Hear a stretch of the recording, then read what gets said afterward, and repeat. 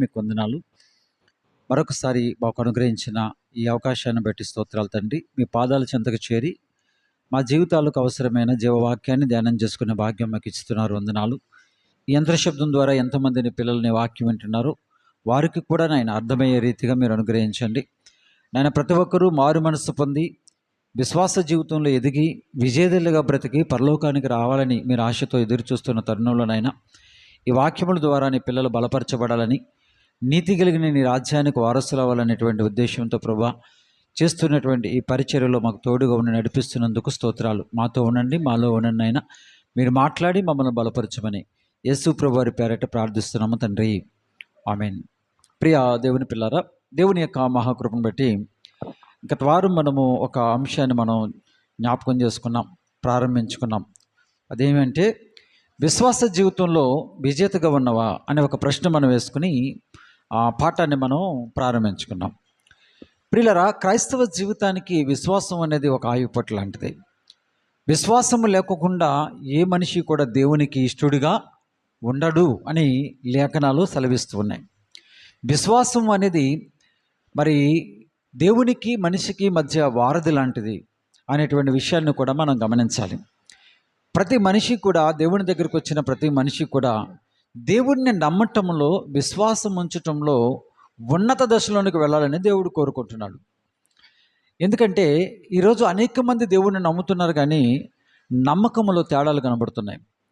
విశ్వాసులు అనేక మంది కనబడుతున్నారు, కానీ వారి విశ్వాస జీవితంలో ఓడిపోతున్నారు. అంటే దేవుడు ఆశిస్తున్నది ఏంటంటే విశ్వాసి ఓడిపోకూడదు, విశ్వాసి నెగ్గాలి, గెలవాలి, విజయుడిగా ఉండాలి. ప్రియులరా, అందుకే ఈ లేఖనాలు మనకి ఇవ్వటం వెనక ఉన్న ఉద్దేశం కూడా అదే. ఈ లేఖనాల్లో పొందుపరిచిన అనేకమైనటువంటి సత్యాలు మనకి ఎందుకు రాయించి పెట్టాడు అంటే, ఆదికాండం మొదలుకొని ప్రకటన గ్రంథం వరకు కూడా అనేక మంది వ్యక్తుల జీవితాలు కనబడుతున్నాయి. అందులో దేవుణ్ణి విశ్వసించిన వారు ఉన్నారు, విశ్వసించి ఉన్నతమైనటువంటి స్థాయిలో కనబడుతున్న వారు ఉన్నారు, విశ్వసించి దిగజారిపోయినటువంటి స్థాయిలో ఉన్నవారు కూడా మనకు కనబడుతున్నారు. చూసారా ప్రియులారా? అంటే విశ్వసించిన వారు దిగజారిపోకూడదు, విశ్వసించిన వారు విజేతలుగా నిలబడాలనేది దేవుని యొక్క సంకల్పం. ఏమండి, లోకములో నుంచి మందిరానికి వచ్చినటువంటి మనమందరం కూడా మందిరములో నుండి మనము పరలోక రాజ్యానికి వెళ్ళాలని ఆయన యొక్క ఇష్టం, ఆయన సంకల్పం. ప్రియులారా, మందిరంలోకి వచ్చిన తర్వాత కూడా మనం పరలోక రాజ్యాన్ని కోల్పోయేటువంటి స్థితి మనకు ఉండకూడదు. ఏమండి, మందులు మన చేతుల్లో ఉన్న తర్వాత కూడా రోగం నయమవట్లేదంటే దాన్ని వేసుకోవట్లేదు. మందులు ఉన్నాయా? ఉన్నాయి. రోగం ఏంటో తెలుసా? తెలుసు. వేసుకోవాలని తెలుసు. బ్రహ్మాండమైన మందులు మన చేతిలో ఉన్నాయి, కానీ దాన్ని వేసుకోవట్లేదు. దానివల్ల ప్రయోజనం ఏముంది కదా? ఏమండి, సదుపాయాలు లేనివాడు, అవకాశం లేనివాడు సరిగా ఉండలేకపోతున్నాడు, సరిగా బ్రతకలేకపోతున్నాడు అంటే ఒక అర్థం ఉంది. కానీ మందిరంలోకి వచ్చామంటే, రక్షణానుభవంలోకి వచ్చామంటే, ప్రియులరా, దేవుడు ఇచ్చిన ఉచితమైనటువంటి కృప ద్వారా రక్షింపబడ్డాము అంటే, ఆ రక్షణను పొందుకున్న మనము తప్పనిసరిగా మనం నిత్య జీవానికి వెళ్ళాలి కదా. నిత్య జీవానికి వెళ్ళలేనప్పుడు మందిరంలోనికి రావడం దేనికి? మందిరంలో దేవుణ్ణి ఆరాధించడం దేనికి? మందిరంలో ఆయన్ని స్తుతించడం దేనికి ప్రియులారా? అందుకే మందిరంలోకి వచ్చినటువంటి మనమందరం కూడా విశ్వాస జీవితంలో విజేతలుగా నిలబడాలి, విజయులుగా ఉండాలనే దేవుడి ఆశతో మనకి ఎన్నో విషయాలు మనకి పొందుపరుస్తూ మరి ఉన్నాడు అని గత వారంలో మనం జ్ఞాపకం చేసుకుంటూ, ప్రజలు మందిరానికి వస్తున్నటువంటి వారి యొక్క స్థితిగతులు ఎట్లా ఉన్నాయో మనం చూసాం. హెజ్కేలు గ్రంథంలో మనం చూస్తాం. ఏం చూస్తాం? 33వ అధ్యాయంలో ప్రజలు ఎలా ఉన్నారట? వచ్చేటప్పుడు చాలా బాగా వస్తున్నారట. వాళ్ళు దేవుని మందిరానికి రాదగిన విధంగానే వస్తున్నారట, అలాగే వాక్యాన్ని కూడా వింటున్నారట, కానీ వాక్య ప్రకారం అనుసరించి మాత్రం నడవట్లేదు అనే మాట మనం హెజ్కేలు గ్రంథం 33:31లో మనం చదువుకున్నాం ప్రియులారా. అంటే మందిరానికి రావటం తప్పు కాదు, రావాలి. వచ్చిన వారు దేవుని వాక్యాన్ని వినాలి.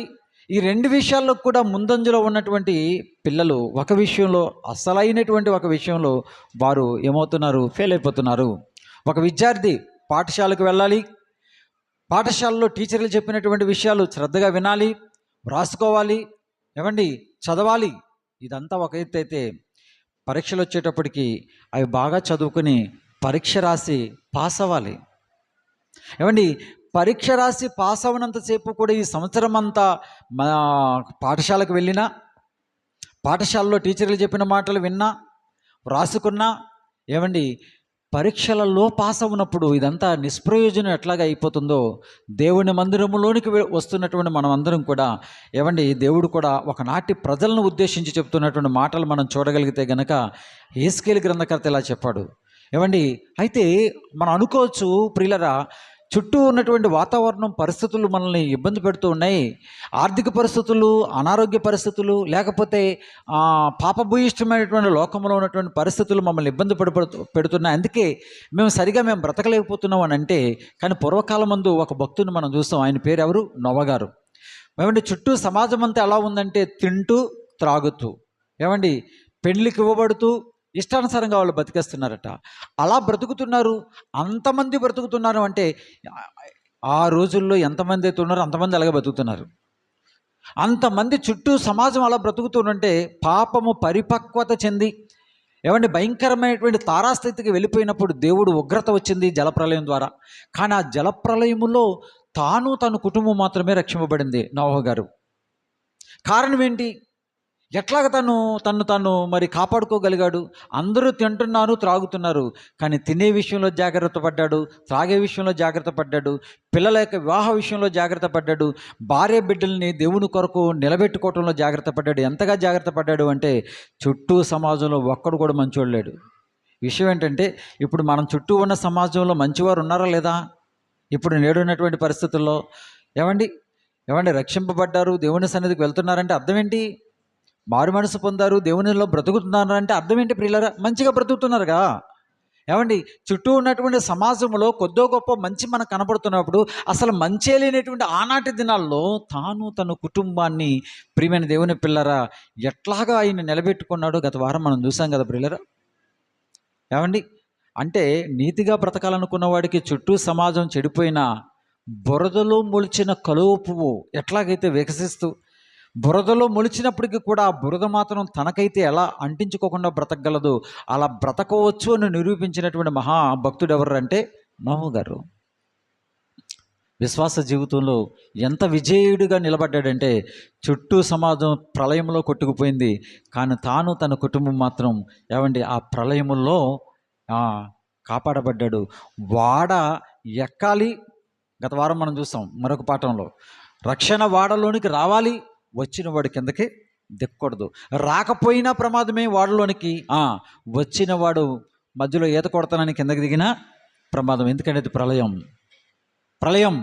ఆ ప్రళయములో తప్పించబడాలంటే కనుక ఆ విశ్వాస జీవితం ఎంత గొప్పది అంటే, నా దేవుడు చేయమన్న పని నేను చేస్తున్నాను, నా దేవుని ఆజ్ఞ ప్రకారంగా నేను బ్రతికితే చుట్టూ ప్రళయం వచ్చినా నన్నేమీ చేయలేదు. అది ఆయన యొక్క విశ్వాసం. ఎంత భయంకరమైన ప్రళయం వచ్చినా దేవుని మాట నేను విని బ్రతికితే, ఆయన ఆజ్ఞల ప్రకారంగా నేను బ్రతకగలిగితే, ఆయన చెప్పిన పని నేను చేయగలిగితే, చెప్పినట్టుగా నేను చేయగలిగితే నేను బ్రతకగలను, నా కుటుంబాన్ని రక్షించుకోగలనని చెప్పి, చుట్టూ పరిస్థితులు కనబడుతున్నప్పటికీ, నిరీక్షించడానికి ఆస్కారమే లేనటువంటి పరిస్థితులు కనబడుతున్నప్పటికీ కూడా నోవహు గారు 120 సంవత్సరాలు అంచనా ప్రకారంగా ఆయన సువార్త ప్రకటిస్తూ తన ఇంటి వారి రక్షణ కొరకు ఏం కట్టాడని ఉంది? నోవహు కట్టాడట. వాడ కట్టాడట. విశ్వాస జీవితంలో విజేతగా మనకు కనబడుతున్నాడు. ప్రియులరా, ఈ యొక్క విషయాలు మనకి ప్రియులరా, యుగాంతం మందు బ్రతుకుతున్న మనకి కూడా జ్ఞానం కలగాలి. మనం ఎందుకు ఉండలేకపోతున్నామంటే ఇష్టం లేక అంతే అనేటువంటి విషయాన్ని మనం గత వారము చూసాం. చాలా విషయాలు మనం చూసాం. ఇప్పుడు రెండవ భాగంగా విశ్వాస జీవితంలో పాత నిబంధన గ్రంథకాలంలోనే కాదు, నూతన నిబంధన చట్టకాలంలో కూడా అనేక మంది వ్యక్తులు మనకు కనబడుతూ ఉంటారు. సామాన్యులు కనబడతారు ప్రియులరా, అన్యులు కనబడుతూ ఉంటారు. దేవుణ్ణి నమ్ముకున్న తర్వాత వారి బ్రతుకు విధానాలను మనం చూసినట్లయితే, వారి విశ్వాసపు స్థాయిలో ఎట్లా ఉన్నారో మనం చూడగలిగితే, మచ్చగా ఈరోజు రెండవ భాగంగా ఒక ఉదాహరణ మీకు నేను చూపించడానికి లేఖనాల్లోంచి ఇష్టపడుతున్నాను. మత్తయి సువార్త 15వ అధ్యాయము చూద్దాం ప్రియులరా. మత్తయి సువార్త 15వ అధ్యాయము 28వ వచనాన్ని చూద్దాం ప్రియులారా. మత్తయి సువార్త 15వ అధ్యాయం 28వ వచనం మనం చూడగలిగితే, అందుకు యేసు ప్రభుల వారు, అమ్మా, నీ విశ్వాసము గొప్పది, నీవు కోరినట్టే నీకు అవునుగాక అని ఆమెతో చెప్పెను. ఆ గడియలోనే ఆమె కుమార్తె స్వస్థత పొందెను. ప్రియులరా, యేసుక్రీస్తు ప్రభుల వారు శరీరధారిగా ఉన్నటువంటి ఆనాటి దినాలలో ఆయన సువార్త ప్రకటన చేసుకుంటూ వెళుతున్నాడు. ఆ వెళుతున్నటువంటి ప్రాంతము తూరు సీదోనుల ప్రాంతం. ఏమండి, తూరు సీదోనుల ప్రాంతం. ఏమండి, తూరు సీదోనుల ప్రాంతము గుండా ఆయన వెళ్తున్నాడు. అప్పటికే ఆ ప్రాంతానికి వెళ్ళక ముందుగానే ఏమండి చాలా ప్రాంతాలైన మరి సువార్త ప్రకటన చేసుకుంటూ వెళ్తున్నప్పుడు, ఆయన వాక్యము ప్రకటిస్తున్నప్పుడు ఏమండి అక్కడ ఉన్నటువంటి ఆ యెరూషలేములో ఉన్నటువంటి శాస్త్రులు కానీ పరిసయ్యులు కానీ పెద్దల అనేటువంటి వారు చాలామంది ఈయనకి అభ్యంతరకరంగా మనకు కనబడుతూ ఉంటారు. ఏం జరిగిందో ఈ సందర్భానికి ముందు కొన్ని విషయాలు మీకు నేను చూపించడానికి ఇష్టపడుతున్నాను. ఈ సందర్భంలోకి వచ్చే ముందుగా ఏమండి ఈ వచనాన్ని అలాగే పెట్టుకోండి. ఒక సహోదరితో ప్రభువారు ఒక మంచి మాట చెప్పారు. అదేంటి అంటే, అమ్మా నీ విశ్వాసము గొప్పది, నీ విశ్వాసము గొప్పది అన్నాడు. అంటే విశ్వాస విషయంలో తారాస్థాయిలో ఉంది ఈ సహోదరి ఎవరు.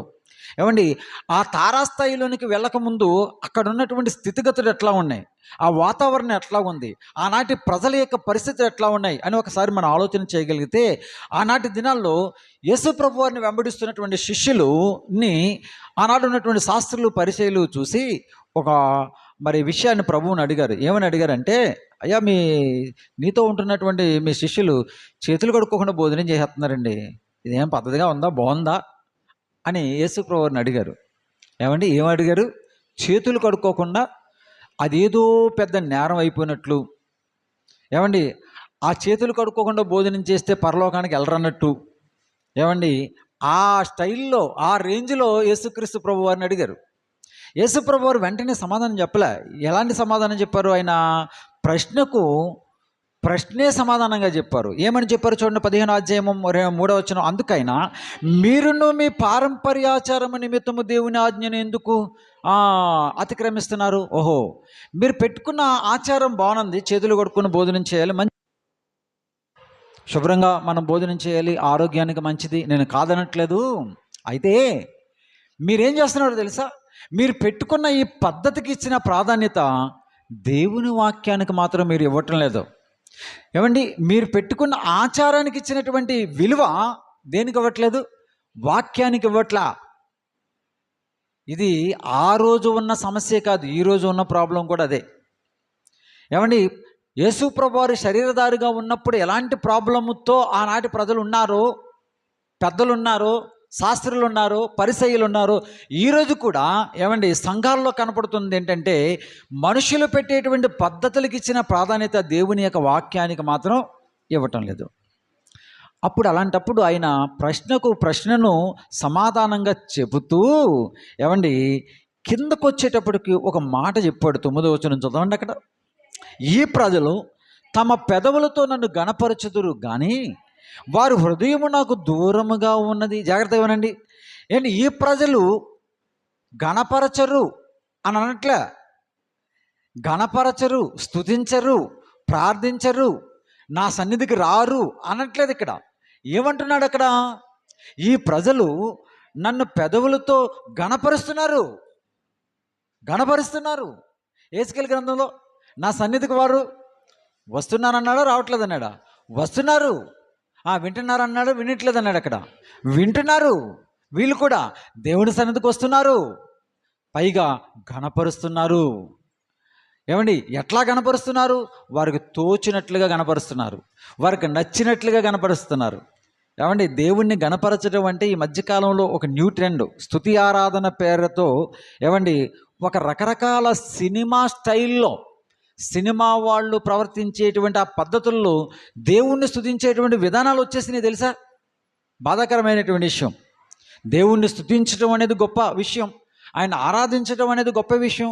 ఆ స్తుతించటము, ఆరాధించడం అనేది ఎట్లా అయిపోయిందంటే ఒక భౌతికపరమైన ఆర్టిఫిషియల్ మైండ్తో, లేకపోతే ఒక దాన్ని ఏమంటారంటే కూడబలుకుని కావాలని క్రియేట్ చేసుకుని ఒక కృత్రిమమైనటువంటి వాతావరణాన్ని సృష్టించి దేవుణ్ణి ఆరాధించేటువంటి క్రమాలు ఎక్కువయ్యాయి. హృదయపూర్వకంగా ఆ దేవుణ్ణి స్తుతించటానికి ముందుకొచ్చే వాళ్ళు తక్కువగా కనబడుతున్నారు ప్రియమైన దేవుని పిల్లరా. అందుకే వారు స్తుతించే విధానంలో సినిమా స్టైల్స్ కానివ్వండి, ఆ పాటలు కానివ్వండి, వాయిద్యాలు శబ్దాలు కానివ్వండి, అరుపులు కానివ్వండి, కేకలు కానివ్వండి, ఇవన్నీ కూడా ఎట్లా కనబడుతున్నాయి అంటే చాలా అసహ్యకరంగా కనబడుతున్న సందర్భాలు మనకు చాలా చోట్ల కనబడుతూ ఉంటాయి. ప్రజలు గణపరచట్లేదు అంటలేదైనా గణపరుస్తున్నారు, ప్రార్థన చేయట్లేదు అనట్లేదైనా ప్రార్థిస్తున్నారు, రావట్లేదు అనట్లేదు వస్తున్నారు, వినట్లేదు అనట్లేదు వింటున్నారు. యేసుకేలు కాలం ఎక్కడ, యేసుక్రీస్తు ప్రభువారి కాలం ఎక్కడ? చూసారా ప్రియులారా, ఆనాటి కాలంలో అలాగే ఉన్నారు. యేసుక్రీస్తు ప్రభువారి యొక్క కాలంలో కూడా ప్రజలు ఎలా ఉన్నారు అంటే వస్తున్నారు, వెళుతున్నారు, మనుషులు కల్పించిన పద్ధతుల ప్రకారంగా స్టాండ్ అంటే స్టాండ్, సిట్ అంటే సిట్, అంతే. ఆ పుస్తకంలో రాసుకున్న ప్రకారంగా చేశామా లేదా, ఇదే భావజాలం ఉంటుంది. కానీ ఆత్మీయత విషయంలో, విశ్వాసము విషయంలో, పరిశుద్ధ జీవితం విషయంలో వారు మాత్రం ఎట్లా ఉన్నారంటే దేవుని వాక్యాన్ని నిరర్ధకం చేస్తున్నారు. చెప్పానుగా, ఏమండి, త్రాగుతూ దేవుని మందిరానికి వెళ్తున్నాడు, త్రాగుతూ దేవుని పని చేస్తున్నాడు, త్రాగుతూ దేవుని పాటలు పాడుతున్నారు. అలాంటి వారిని ఎంకరేజ్ చేస్తున్న వారు కూడా ఎక్కువగా కనబడుతున్నారు. చూసారా, వాళ్ళు స్తుతిస్తున్నారా, స్తుతిస్తున్నారు, గణపరుస్తున్నారా, గణపరుస్తున్నారు. ప్రియమైనటువంటి దేవుని పిల్లరా, ఇలాంటి పాపిష్టిమైనటువంటి కార్యక్రమాలు చేస్తూ కూడా మేము దేవుణ్ణి ఆరాధిస్తున్నాం. మేము కూడా సంఘము, మాకు కూడా ఒక సంఘం ఉంది, మాకు కూడా ఒక నాయకుడు ఉన్నాడు. ఇలాంటి భావజాలాలతో ఆనాటి ప్రజలు ఎట్లాగున్నారో ఈనాడు కూడా అక్కడక్కడ అలాగే కనబడుతూ ఉంటాం. బాధాకరమైన విషయం, చాలా బాధాకరమైన విషయం. ప్రియమైన దేవుని పిల్లరా, ఎలాంటి వాతావరణం మధ్య ఏమండి, ప్రజలు నోటితో దేవుణ్ణి గణపరుస్తున్నారు కానీ వారి హృదయం మాత్రం దేవునికి దూరంగా ఉంది. మనుషులు ఏర్పాటు చేసిన పద్ధతుల్లో మాత్రం ఆరితేరిపోయి ఉన్నారు. వాక్యము, ప్రార్థన, ఉపవాసము, భక్తి, తగ్గింపుతనము, పరిశుద్ధత, మారు మనసు తగిన క్రియలు ఫలించాలి, ఈ మాటలేమి ఎవరికే నచ్చవు. చూసారా, ఇలాంటి పరిస్థితులు ఆ రోజు కూడా ఉన్న యేసుక్రీస్తు ప్రభువారి కాలంలో. అలాంటి టైములో అలాంటి పరిస్థితుల మధ్య యేసు ప్రభువారు అక్కడి నుంచి బయలుదేరి తూరు, సీదోను పట్టణాల గుండా వెళుతూ ఉన్నారు. ఆయన ఏ పట్టణాలు అవి? తూరు, సీదోను పట్టణాల గుండా వెళుతున్నప్పుడు ఒక సహోదరి అక్కడికి వచ్చింది. ఆ సహోదరితో సంభాషణ అక్కడ జరిగింది. ఆ సంభాషణలో చివరికి వచ్చేటప్పటికి యేసు ప్రభువారు చెబుతున్న మాట ఏంటంటే ఆమెతో, అమ్మా, నీ విశ్వాసము గొప్పది అన్నాడు. ఎందుకు ఈ తూరి సీదోనుల ప్రాంతం గురించి యేసుక్రీస్తు ప్రభువారు చాలాసార్లు మరి బాధపడుతూ ఒక పట్టణం గురించి ఆయన మాట్లాడిన సందర్భాలు తూరు సీదోను పట్టణాలు పేరెత్తాడు. అయ్యో కొరాజీనా, అయ్యో బేత్సయిదా, మీ మధ్య నేను చేసినటువంటి అద్భుతాలు, సూచక్రియలు ఆ తూరు సీదోనుల పట్టణంలో చేస్తుంటే వాళ్ళన్నా మారేవారేమో అంటాడు. అసలు తూరు పట్టణం గురించి బైబిల్లో చాలా చరిత్ర ఉంది. వద్దు కానీ అంత చరిత్ర గురించి నేను వెళ్ళట్లేదు, కానీ ఒక మాట మీకు చూపిస్తాను. వాళ్ళు ఎట్లాగున్నారో చూద్దాం. కీర్తనల గ్రంథము 83వ అధ్యాయము 7వ వచనంలో ఒక మాట అక్కడ మనకు కనబడుతుంది. ఏమండి, కీర్తన గ్రంథము 83వ అధ్యాయము 7వ వచనం మనం చూడగలిగితే కనుక ఒక మాట కనబడుతుంది, చూద్దాం. గుడారపు వాసులైన ఎదోమీయులను, ఇస్మాయిలును, మోయాబీలను,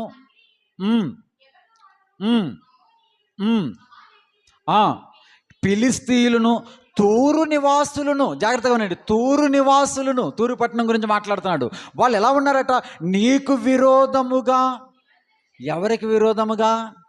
దేవునికి విరోధముగా నిబంధనలు చేసుకున్న వారిలో ఫస్ట్ ప్లేస్లో ఉన్న వాళ్ళు ఎవరప్పుడు చెప్పండి?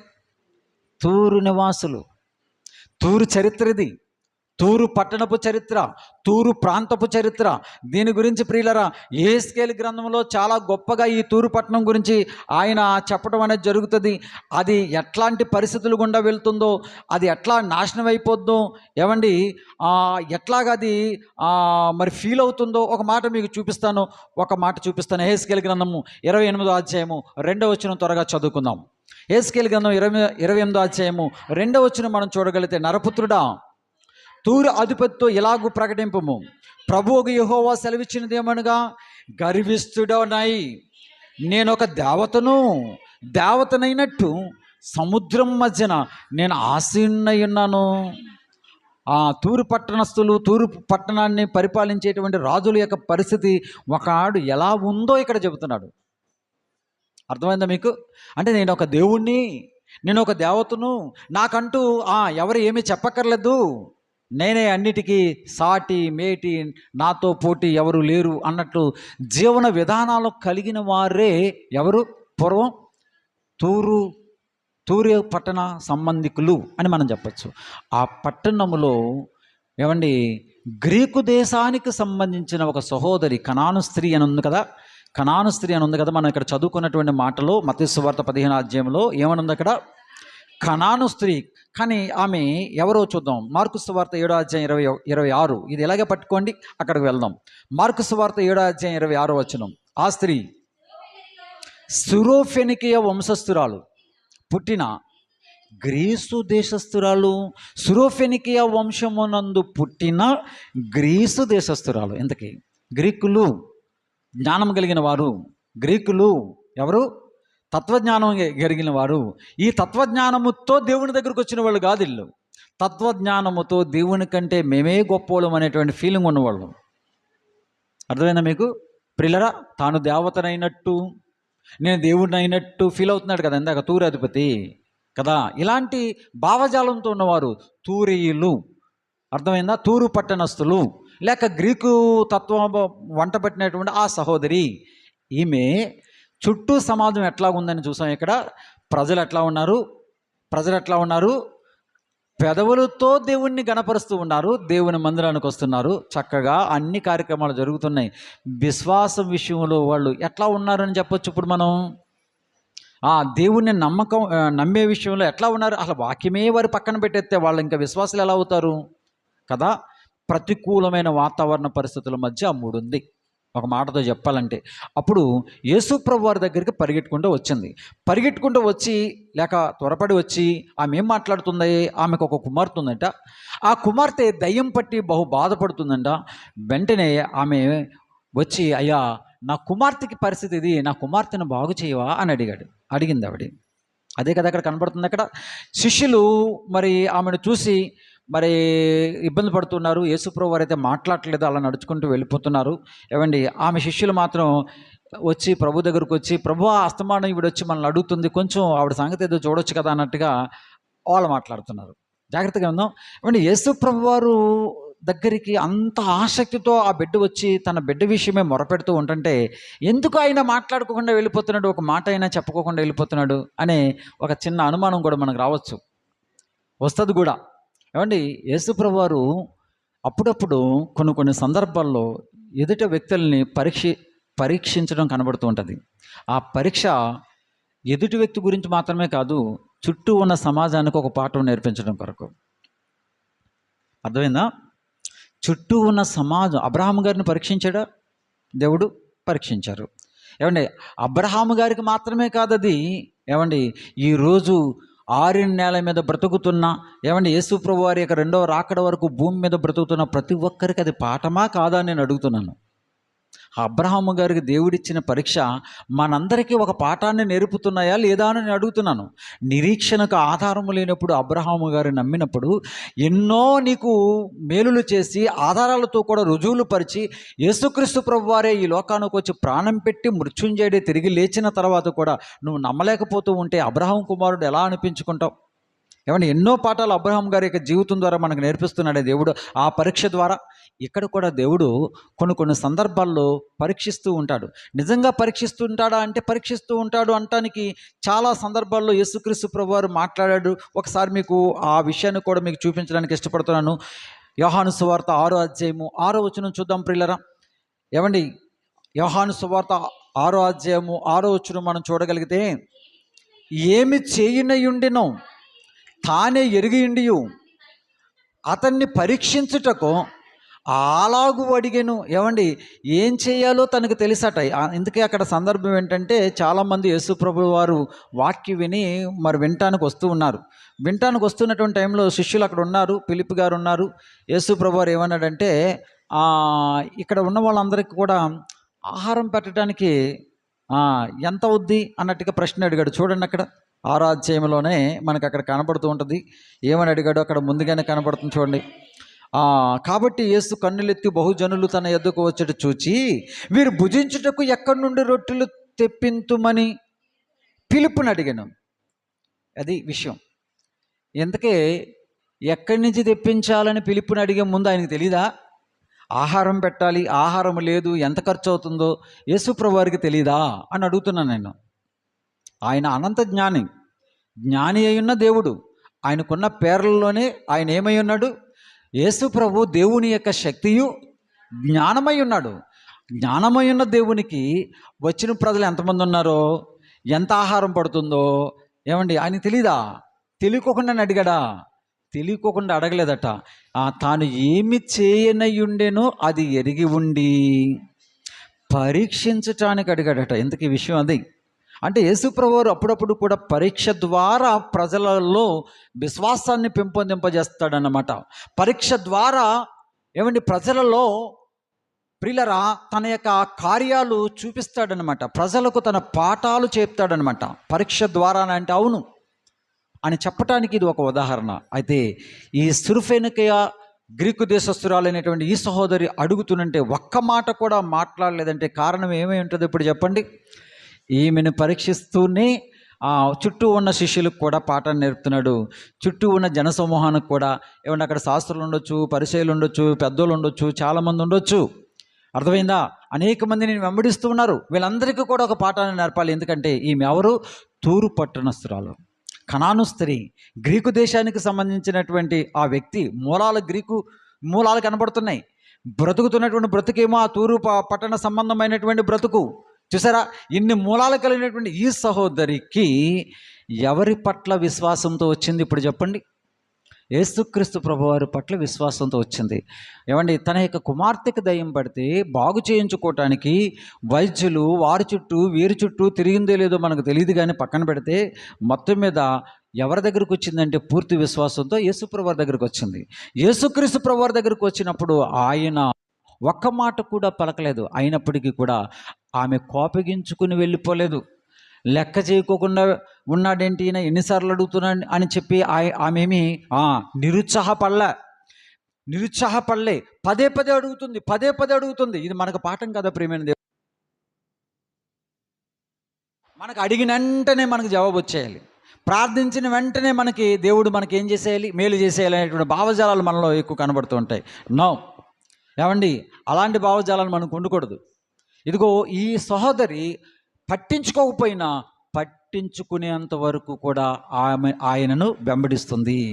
అందుకే యేసుప్రభు వారు మీరు విసుకక నిత్యము ప్రార్థన చేయాలంటే ఉండాలంటే మీకు ఉపమానం చెప్తున్నాను వినండి అని చెప్పి ఆ రోజు శిష్యులకు ఉపమానం చెప్పాడు. అంటే ప్రార్థనలో ఏముండకూడదు? విసుగుదల ఉండకూడదు. ఏమండి, ప్రార్థనలో విసుగుదల వచ్చిన వాడు ఏమండి, ఇచ్చేవాడు ఆయన, తీసుకునేవాళ్ళు మనం. ఇచ్చేవాడు గొప్పవాడా, తీసుకునేవాళ్ళు గొప్పవాళ్ళమా? చెప్పండారా? ఇచ్చే ఆయన గొప్పవాడు. ఇచ్చే ఆయనకి లేని విసుగుదల తీసుకునే మనకు ఉండొచ్చా? చెప్పండి. మరి ఇచ్చే ఆయనకి విసుగుదల లేనప్పుడు నువ్వు అడగటంలో నీకు విసుగుదల వచ్చేస్తుందంటే అసలు నువ్వు ఏ స్థాయిలో ఉన్నావు అని ప్రియులరా దేవుడు ప్రశ్నిస్తూ ఉన్నాడు, మాట్లాడుతూ ఉన్నాడు. కాబట్టి ప్రియులరా ఈమె పదే పదే వెళుతుంటే శిష్యులు తొందర పెడుతూ ఉన్నారు. అప్పుడు నోరు తెరిచి యేసుప్రభువారు ఏమన్నాడు తెలుసండి? ఏమన్నారు చూడండి అక్కడ. అందుకైనా కాదు 25వ వచనం నుంచి చదువుదాం. అయినను ఆమె వచ్చి ఆయనకు మొక్కి, ప్రభువా నాకు సహాయము చేయమని. అంతకుముందున్న మాట ఇప్పుడు 24. ఆయన ఇశ్రాయేలు ఇంటి వారే నశించిన గొర్రెల యొద్దకే గాని మరి ఎవరి యొద్దకు నేను పంపబడలేదు అనెను. ఆయనను ఆమె వచ్చి ఆయనకు మొక్కి మళ్ళా చేస్తుంది. ముందు సమాధానం చెప్పాడు ఆయన. ఇదిగమ్మా, నేను ఇశ్రాయేలు ప్రజలలో నశించిపోయేవారి దగ్గరికి వచ్చాను అన్నాడు. నిజంగా వాళ్ళ కోసం వచ్చాడు ప్రభువారు? మన ప్రశ్న. ఈ మాట పట్టుకుని చాలామంది మతోన్మాదులు చూసారా మీరు నమ్ముకున్న బైబిల్లో ఎవరి కోసం వచ్చారో యేసు ప్రభు ఇశ్రాయేలు వారి కోసమని వచ్చిందన్నారు. మనందరి కోసమని మీరు చెప్తున్నారు, తప్పుడు బోధలు చేస్తున్నారు. నో యేసుక్రీస్తు ప్రభు వారు ఎవరికి సంబంధించినాడు? ఇశ్రాయేలు జాతికి సంబంధించినాడు అని చెప్పి చాలామంది అపార్థం చేసుకుంటూ మతోన్మాదులు ఇష్టానుసారంగా మాట్లాడుతున్నారు. ఇందుకే ఏంటంటే వాళ్ళకి విషయం తెలియదు, సందర్భం తెలియదు. ఏమండి, ఆయన మరి ఇశ్రాయేలు యొద్దకే వచ్చానన్న దేవుడు నశించిపోతున్న వారి అందరి కొరకు నేను వచ్చానని చెప్పాడు. మరి ఆ మాట ఎందుకు చదవవు నువ్వు?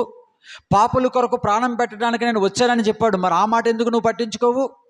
నశించిన దాన్ని వెదక రక్షించడానికి క్రీస్తు యేసు ఈ లోకానికి వచ్చాడు అనేటువంటి మాట అదే బైబిల్లో ఉంది. ఆ మాట నువ్వు ఎందుకు నమ్మవు? అర్థమైందా ప్రియులరా? వింటున్నారా? ఏ భేదము లేదు, అందరూ పాపం చేసి దేవుడు అనుగ్రహించే మహిమను పొందలేకపోతున్నారు. కాబట్టి దేవునికి మనిషికి మధ్య వచ్చిన పాపాన్ని తొలగించడానికి నేను వచ్చాను నాయనా అని చెప్పిన ఆ మాట నువ్వు ఎందుకు నమ్మవు? మొదటిగా ఆయన ఇశ్రాయేలు ఆ వంశములో శరీరధారిగా వచ్చాడు కాబట్టి ముందు వాళ్ళకి సువార్త చెప్పాడు. తర్వాత ఆయన ఎక్కడికి వెళ్ళాడు? ఇశ్రాయేల్ దగ్గర ఉన్నాడు ఆయన? లేడే. ఆయన శిష్యులు అక్కడే ఉన్నారా?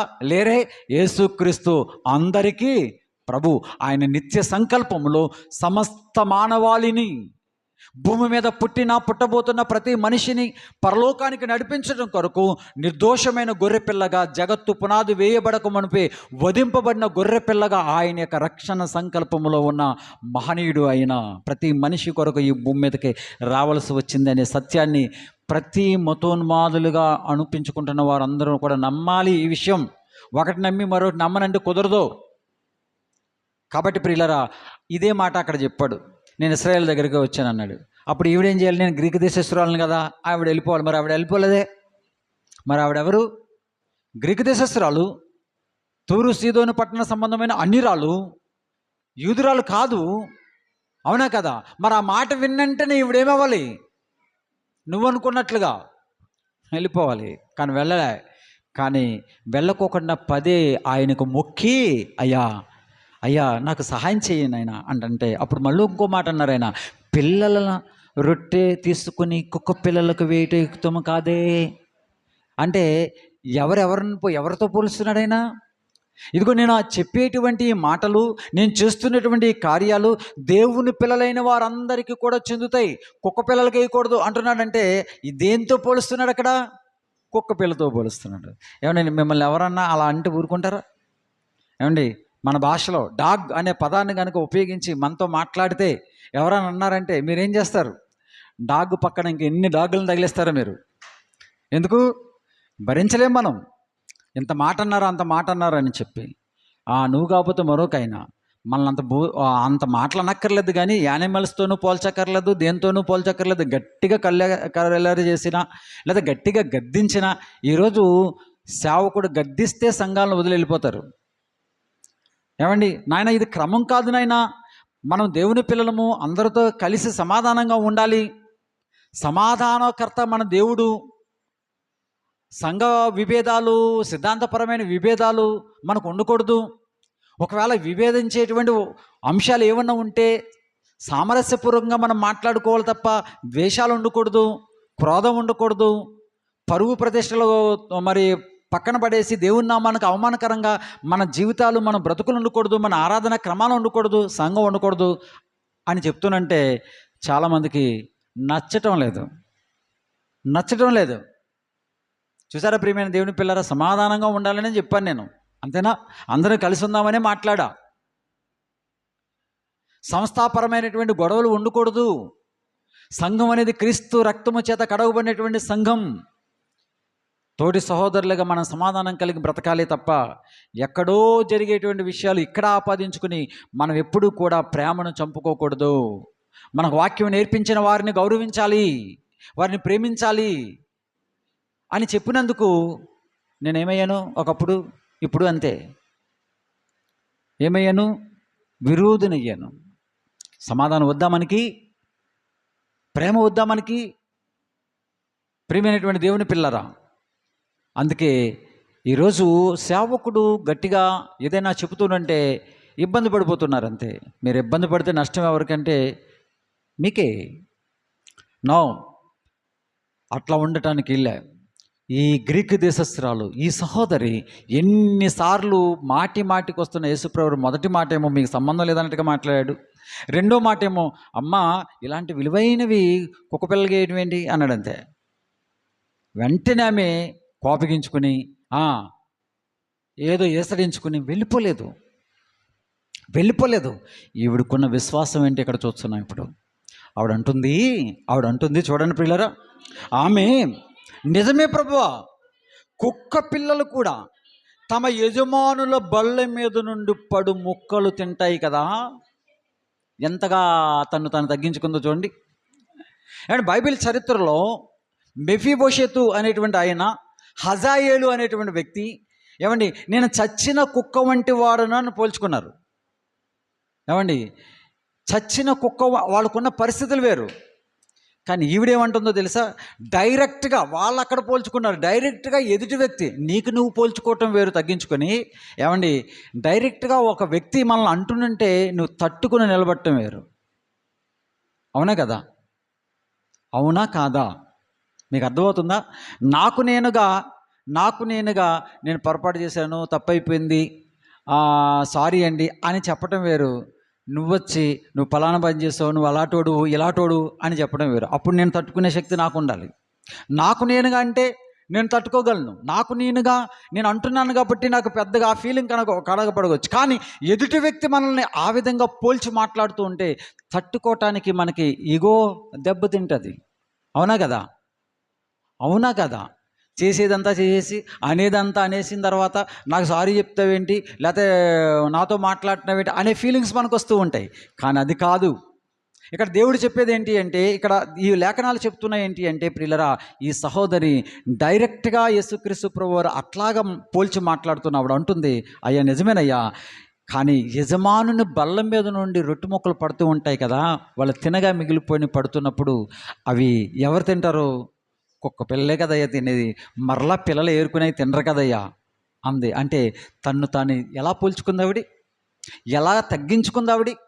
చూడండి ప్రియులారా, ప్రతి క్రైస్తవుడు కూడా విశ్వాస జీవితంలో విజేతగా నిలబడాలంటే ఇలాంటి తగ్గింపుతనం మనకు ఉండాలి. ఒకే ఆరాధనలో పాలు పొందుతూ, ఒకే సంఘంలో ఎదుగుతూ, ఒకే సహవాసంలో ఆరాధిస్తూ, ఆయన పనిలో ముందుకెళ్ళిపోతూ, ఆయన పని అంటే ఏమండి చెవు కోసుకున్నట్లుగా అంత ఆతృతతో పనిచేస్తున్న మన మధ్య ఎట్టి పరిస్థితుల్లో కూడా హెచ్చించుకునే తత్వం ఎట్టి పరిస్థితుల్లో రావటానికి వీలు లేదు ప్రియులరా. ఇవిడ అంటుంది, నేను అలాంటిదాన్నేనయ్యా, అలాంటిదాన్నే. ఏమండి యజమానుడు బల్ల మీద నుండి పడే రొట్టె ముక్కలు తినటానికి కుక్క పిల్లలు ఆతృత పడుతున్నట్లుగా నేను ఆతృత పడుతున్నాయా, నేను అలాంటి దాన్నే. ఎందుకంటే పాపముల చేత, అపరాధముల చేత చచ్చినటువంటి నా బ్రతుకు ఈరోజు క్రీస్తు ప్రభు వారి సిలువలో కార్చిన రక్తము ద్వారా, ఆయన బల్ల మీద నుండి వచ్చే ఆయన శరీరాన్ని, ఆయన రక్తాన్ని తినడం ద్వారా నాకేం దొరికింది? నిత్యజీవం దొరికిందయ్యా, నిత్యజీవం దొరికింది. మనందరికీ రక్షణ నా శరీరమును తిని నా రక్తమును త్రాగువాడే ఎలాంటి వారైనా నిత్యజీవము కలిగిన వారు. ఒక మనిషి పరలోక రాజ్యానికి వెళ్ళటానికి భూమి మీద మనకు కనపడుతున్న బల్ల ఏంటిది? ప్రభువు బల్లలో పాల్గొనేటువంటి ప్రతి మనిషికి ఉండాల్సినటువంటి స్థితి ఏంటో ప్రారంభ శతాబ్దంలో ఒక అన్యురాలు జీవితంలో నుంచి చూస్తున్నాం మనము. ఆమె ప్రభువుని ఎట్లా విశ్వసించిందంటే, నేను దీనికి తగిన దానను, అలా పోల్చుకోవటానికి నేను తగిన దానను, ప్రభువా నీ బల్ల మీద ఉండేటువంటి రొట్టె ముక్క తినటానికి నేను అర్హురాలినయ్యా. కింద పడిపోయినటువంటి రొట్టె ముక్కలు కుక్క పిల్లలు తిన్నట్లుగా నీ బల్ల మీద పడేటువంటి ఆ రొట్టె ముక్కలు నేను తినటానికి నాకు కూడా అర్హత ఉందయ్యా. నువ్వు నన్ను క్షమించావు కదా, నువ్వు నన్ను రక్షించావు కదా, నువ్వు నన్ను నీ యొక్క కలువరి సిలువలో కార్చినటువంటి రక్త ప్రోక్షణ కిందకి నన్ను తీసుకొచ్చావు కదా. ఈరోజు ప్రతి మనిషి, ప్రతి విశ్వాస యొక్క జీవితంలో ఉండాల్సినటువంటి శ్రేష్టమైనటువంటి అనుభవాలు ఇవే ప్రియులరా. మన జీవితాలు ఎలాంటి? చచ్చిన కుక్క లాంటి కంపుకొట్టిన జీవితాలు కాదా? అలాంటి జీవితాలను దేవుడు పవిత్రపరిచి, ఏ యోగ్యత లేని మనల్ని ఆ ప్రభు బల్లల్లో ఉండే ఆ పవిత్రమైనటువంటి పదార్థాలు స్వీకరించే స్థాయికి మనల్ని నడిపించాడంటే ఎంత గొప్ప ప్రేమ అయినది, ఎంత గొప్ప ప్రేమ. ఏమండి ఇంతగా తాను పోల్చుకుంటుంది. కానీ ఈ పెద్ద మనుషులకి ఏమైనా అర్థమవుతుందా? ఎక్కడున్న పెద్ద మనుషులకి, శాస్త్రులు, పరిసయ్యులు, పెద్దలు, ప్రధాన యాజకులు, చుట్టూ ఉన్న శిష్యులకి ఏం అర్థమవుతుంది? వీళ్ళకి ఏమంటే ఒక అన్యురాలు నమ్ముతుంది. ఏమండి ప్రభు బల్లేంటో, ఆయన విశ్వాసం ఏంటో, ఏమంటే మనం ఎలా తగ్గించుకోవాలో, ఆయన సన్నిధిలో మనం ఎలా బ్రతకాలో, ఆయన ద్వారా ఎట్లా కృప పొందుకోవాలో, ఆయనను ఏమంటే ఎలా హత్తుకొని జీవించాలో విసుకగా నిత్యము ఆయన్ని పదే గోజాడాలో, ఆయన ద్వారా మాత్రమే నాకు ఏం జరుగుతుంది? స్వస్థత నా కుమార్తెకు దొరుకుతుంది. నా విశ్వాసం చూడండి ఒకసారి ప్రియులరా. ఆయన ద్వారా మాత్రమే ఈరోజు ఆ విశ్వాసం అనేది ఈరోజు క్రైస్తవ కుటుంబాల్లో కనబట్టలేదు. ఆయనే నా పాపాలకు విమోచకుడు అని విశ్వసిస్తే మరలా మనము పాపం జోలికి వెళ్ళటానికి వీలు లేదు ప్రియులారా. ఆయనే నిత్యముగా నా రోగములను భరించాడైన వచనాన్ని అయితే మనం వింటున్నాం, చదువుతున్నాం. కానీ నిజంగా ఆయన మీద విశ్వాసం ఉంచిన వారమైతే విడిచిపెట్టిన త్రాగుడు నువ్వు ఎందుకు మరలా తాగుతున్నావు, విడిచిపెట్టిన వ్యభిచారం జోలికి మరలా నువ్వు ఎందుకు వెళ్తున్నావు, విడిచిపెట్టిన అబద్ధాల జోలికి మరలా నువ్వు ఎందుకు అబద్ధాలు ఆడుతున్నావు, ఏదైతే విడిచిపెట్టానని చెప్పి ప్రభు సన్నిధిలో నువ్వు వాగ్దానం చేసుకున్నావు, మరలా అవి నీ జీవితంలో మరలా కనబడుతున్నాయేంటి? ఆ కోపం కనబడుతుందేంటి? ఆ ఈర్ష్య కనబడుతుందేంటి? ఆ బూతు మాటలు కనబడుతున్నాయేంటి? ఆ అసూయలు కనబడుతున్నాయేంటి? ఆలోచన చేయండి ప్రియమైనటువంటి దేవుని పిల్లరా. దేవుని యొక్క మందిరములో ఎదుగుతున్నటువంటి ప్రతి బిడ్డ కూడా విశ్వాస జీవితంలో విజయులు కావాలి. అబద్ధాలను జయించే స్థితి మనకు లేదా? సినిమాలను జయించేటువంటి ఆ స్థితి మనకు లేదా? సెల్ ఫోన్ జయించేటువంటి స్థితి కూడా మనకు లేదా? బూతు మాటలను జయించేటువంటి స్థితి లేదా? ఏమండి, ఎంతకాలం మనల్ని మనం మోసం చేసుకుంటూ బ్రతుకుతాం. ఇదిగో ఆ యొక్క గ్రీకు దేశస్తురాలతో దేవుడు మాట్లాడుతున్నాడు. అమ్మా, నీ విశ్వాసము చిన్నదన్నాడా? ఏమండి, నీ విశ్వాసము గొప్పది. ఎంత గొప్పదంటే నా చుట్టూ ఉన్న ఈ సమాజం ఎవరు అర్థం చేసుకోలేకపోయారు, నా చుట్టూ ఉన్న వాళ్ళు ఎవరికి నేను అర్థం కాలేదు. కానీ నీకు అర్థమైంది. నీ బ్రతుకేంటో నీకు అర్థమైంది, నీ స్థితి ఏంటో నీకు అర్థమైంది. అందుకే నువ్వు ఎంతగా నమ్ముతున్నావు అంటే ఎవ్వరూ చేయలేని కార్యాన్ని నేను చేయగలిగానని నువ్వు నమ్ముతున్నావు. అందుకే నువ్వు పదే నన్ను వెంబడిస్తున్నావు. నిన్ను కావాలని అన్నది కాదు అని అర్థమైపోతుంది అక్కడ. నిన్ను పరీక్షించటానికి నీ విశ్వాసము గొప్పదమ్మా. ఈ చుట్టూ ఉన్న సమాజముకు అర్థం కావటం కొరకే ఇప్పుడు నేను అలాంటి మాటలు నీతో నేను ముచ్చటించాను. కానీ వీళ్ళు ఏమనుకున్నారో తెలుసా? కుక్కపిల్లలు అనుకోవట్లేదు, సింహాలం అనుకుంటున్నారు వీళ్ళు. అందుకే తొళ్ళగొడతాం, మీసాల మెలేస్తాం, చూసుకుందాం అంటాం, ఎలా అయినా అంటాం. విశ్వాస జీవితంలో ఏమంటే ఆ తగ్గింపుతనం కనబట్లే, హెచ్చించుకునేటు తత్వం, గర్వపు మాటలు, గర్వం, అతిశయపు మాటలు. ఏమండి, వాక్యం విషయంలో అతిశయమా? నీకు ఏం తెలుసు? మనకి సువార్త పరిచర్య విషయంలో అతిశయం మనకి ఏమొచ్చు? మనకి మన జీవితాలే సరి చేసుకోవటానికి చాలా ఉంటాయి, బోళ్ళని ఉంటాయి. కానీ ఎదుటి వాళ్ళని ఏం చేస్తూ ఉంటావు? ఇష్టానుసారంగా తృణీకరిస్తూ ఉంటావు. ప్రియమైనటువంటి దేవుని పిల్లరా, సిర్ఫెనికే వంశస్థురాలు, గ్రీకు దేశస్థురాలు అంటే ఈవిడే గురించి దేవుడు మనతో మాట్లాడుతున్నాడు. ఏమండి, యేస్కేలు గ్రంథకాలంలో ప్రజలు ఎలా ఉన్నారు, ఈవిడున్న కాలంలో కూడా అలాగే ఉన్నారు. ఇంక విషయం ఏంటంటే యేసు ప్రభువు వారు చేస్తున్నవి వాళ్ళు చూస్తున్నారు, అనుభవిస్తున్నారు. ఏమండి, వాళ్ళకి రాలేదు ఈ నమ్మకం, వాళ్ళకి రాలేదు ఈ విశ్వాసం. వారు మాత్రము ఏమండి ఎట్లా పడితే అట్లా ఉన్నారు అని చెప్పడానికి ఈ 15 అధ్యాయం పైన చాలా విషయాలు మనకు కనపడుతూ ఉంటాయి. ఏంటి, చేతులు కడుక్కోకుండా భోజనం చేస్తున్నారు. ఏంటి, ఈ చిన్న విషయమా? చేతులు కడుక్కోకుండా భోజనం చేయటమే నీకు పాపంగా నువ్వు భావించేస్తున్నావు కదా, మరి వ్యభిచారం ఎందుకు చేస్తున్నావు? ఎందుకు తాగుతున్నావు? అది తప్పు అనిపించట్లేదు వీళ్ళకి, ఈ పెద్దలకి. త్రాగడం తప్పు అనిపించట్లేదు, తప్పులు చేయడం తప్పు అనిపించుకోవట్లేదు వీళ్ళకి. అందరూ చేస్తున్నారు, నేనో చేస్తున్నాను అనే ఫీలింగ్ వీళ్ళకి. కానీ ఈ తప్పు అనిపించట్లేదు. చేతులు కడుక్కోకపోవడం ఎలా కనపడుతుంది వీళ్ళకి? తప్పుగా కనపడుతుంది. తల్లిదండ్రులను గౌరవించరు వీళ్ళు. ఏమండి, భార్యను గౌరవించరు, భర్తను గౌరవించరు. ఏమండి, ఇష్టానుసారంగా తీసి పడేస్తారు. భార్యను ద్వేషించేవాళ్ళు, కొట్టేవాళ్ళు, తిట్టేవాళ్ళు. పేరుకి మాత్రం ఏంటి, మేము విశ్వాసులం. ప్రియమైన దేవుని పిల్లరా, భార్యను తిడుతూ కొడుతూ, విశ్వాసులైనటువంటి భార్యను కొడుతూ తిడుతూ, ఏమండి అసహించుకుంటూ నీ ఇష్టానుసారంగా నువ్వు బ్రతికేస్తున్నావు, నువ్వు విశ్వాసం ఎలా అవుతావు? ఇలాంటివన్నీ వాళ్ళ దగ్గరే పెట్టుకున్నారు. తండ్రిని లెక్క చేయరు, తల్లిని లెక్క చేయరు, అమ్మని గౌరవించరు, అత్తగారిని గౌరవించరు.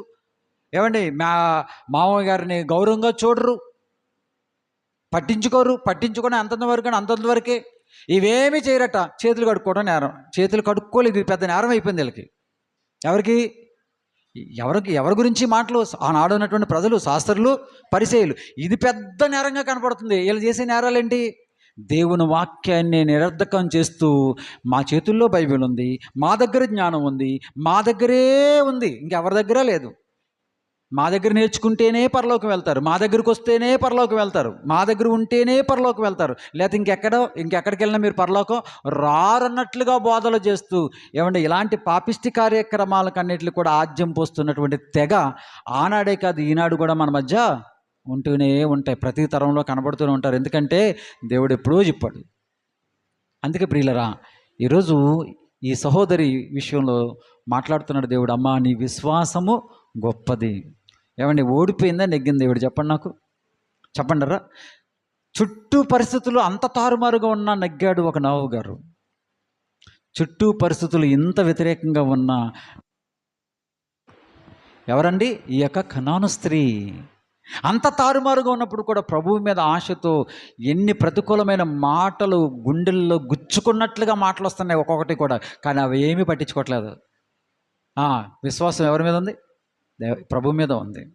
నువ్వు దేవుని ద్వారా లబ్ధి పొందాలనుకున్నప్పుడు, దేవుని ద్వారా నిత్యజీవం పొందాలనుకున్నప్పుడు నీ పక్కోడు ఏమంటే ఏంటి, ముందులో ఏమనంటే నీ తోటి వాళ్ళు బలహీనలు ఎవరైనా ఏదనంటే ఏంటి, అసలు నువ్వు ఎందుకు పట్టించుకోవాలి? చెప్పండిరా. నువ్వు దేవుని ద్వారా నిత్యజీవం పొందాలనుకున్నావు, దేవుని ద్వారా రక్షణ పొందాలనుకున్నావు, దేవుని ద్వారా నీవు నీ కుటుంబం కూడా రక్షింపబడి పరలోక రాజ్యానికి వెళ్ళాలనుకుంటున్నప్పుడు నీ తోటివారో, నీ పొరుగువారో, నీ ఇంట్లో వారో, నీ బయటి వారో ఏదో చిన్న మాట అన్నారు, జీవితాంతం కక్షగట్టేసి జీవితాంతం క్రోధంతోనే ఎందుకు అలా కుమిలిపోతావో, ఎందుకు అలా రగిలిపోతావో, ఎందుకు మనశ్శాంతి లేకుండా బ్రతుకుతావో, ఎందుకు నీ సాక్ష్యాన్ని పాడు చేసుకున్న విధంగా మనం ఉండాలి అని ఈరోజు ఆ యొక్క కనాను స్త్రీ ద్వారా దేవుడు మనతో మాట్లాడుతున్నాడు. విశ్వాస జీవితంలో విజేత ఆవిడి, కానీ మనము ఓడిపోతున్నాం. మరణించే ముందుగానే ఇలాంటి బలహీనతలు ఏమైనా ఉంటే మనం ఏం చేయాలి? వాటిని జయించుకుంటూ వెళ్ళాలి, విజేతలం కావాలి. దేవుడు మాట్లాడుతున్న ప్రతి మాట ప్రియులరా మనకి ఆణిముత్యం లాంటిది. స్వీకరి